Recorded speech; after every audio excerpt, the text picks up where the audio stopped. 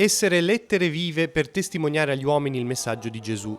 Nella chiesa di San Giacomo di Corte a Santa Margherita Ligure, il vescovo sottolinea quanto oggi sia importante essere testimoni di Cristo per farlo conoscere e per far arrivare lontano il suo invito. Un vivere il proprio essere in modo così serio e vivo da essere percepito dagli altri, come fece Maria, spiega Monsignor Tanasini, che in una lettera, inviata secondo la tradizione ai messinesi, spinse ad incontrare suo figlio, sollecitando una vita improntata ad un rapporto vivo con il Signore. Le lettere siamo noi, dice quindi il vescovo, perché chiamati ad essere testimoni dell'annuncio di Cristo.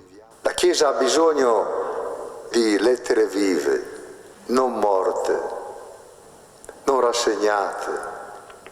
Lettere vive vuol dire che vivono sul davvero l'incontro con Cristo, che vivono davvero la parola di Dio, che vivono davvero il partecipare al banchetto di nozze dell'agnello che oggi noi viviamo nell'Eucaristia.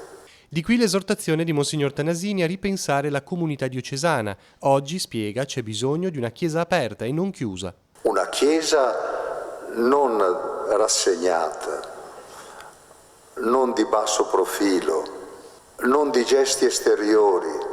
Una chiesa che vive davvero l'annuncio di Cristo e lo vive per la sua vita.